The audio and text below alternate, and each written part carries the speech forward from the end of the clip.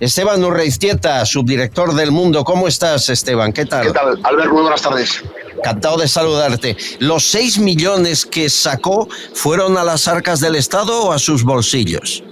No, a sus bolsillos. Es decir, ella aplicaba una técnica muy peculiar, que era, gracias a la información privilegiada que tenía como trabajadora de Hacienda, sabía cuándo a determinados contribuyentes, en este caso a deportistas de élite, les correspondía una devolución en su declaración de la renta que no habían solicitado. Entonces lo que hacía ella es falsificar la papelería, todos los impresos y demás, para pedir, como si lo hiciera en nombre de los representantes de los deportistas, estas devoluciones.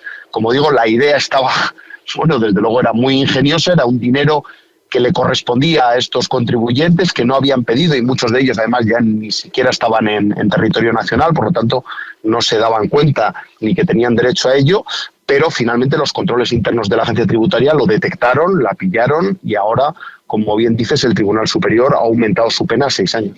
Entiendo que buscaba ese tipo de deportista porque pagaba sin rechistar, porque dinero tenía, ¿es eso? Efectivamente, contribuyentes con un poder adquisitivo muy elevado, además en general extranjeros que no tenían conocimiento directo en los temas fiscales. Muchos de ellos habían pasado por la Liga Española, pero se habían ido a la temporada siguiente y demás, por lo tanto ya no tenían ni siquiera su residencia física en nuestro país, y por lo tanto eran las víctimas perfectas.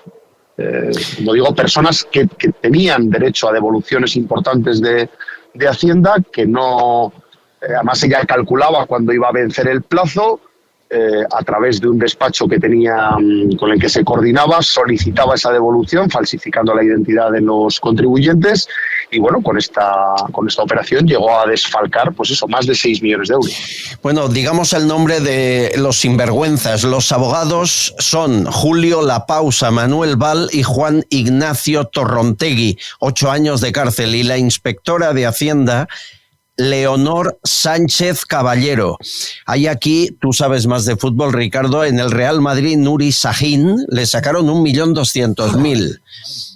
Hamid Al-Tintop, $500.000. Al ex del Atlético de Madrid, Eduardo Salvio, casi 400.000. Pierre Huevo, el ex del Sevilla, 200.000. Bueno, vamos, esta gente se forraron. Hemos tardado un tiempecito en pillarles, ¿no, Esteban? Bueno, pero al final se ha podido determinar. Ella, a pesar de que su declaración en el juicio, y lo reconoce la propia Fiscalía, fue brillante, es decir, ella se defendió de manera bueno, pues muy hábil, pero bueno, esta operativa tiene las patas muy cortas, ¿no? Se desvió el dinero a su bolsillo utilizando a los personajes que has mencionado como cómplices, y bueno, es llamativo porque no existen precedentes, no hay casos de altos inspectores de Hacienda involucrados en prácticas de estas características. Estamos acostumbrados a ver a deportistas que son inspeccionados por la agencia tributaria, objeto de sanciones muy importantes, pero no hemos visto la película al revés, es decir, no hemos visto a ningún inspector de Hacienda cometiendo irregularidades, y menos de este tipo, lo cual hace... Alguno ha habido, que yo recuerdo que alguien le regaló, Núñez y Navarro, José Luis Núñez, le regaló un pisazo al inspector de Hacienda. Yo conocía a su mujer y acabó en la cárcel él. ¿Recuerdas aquello hace años, Esteban?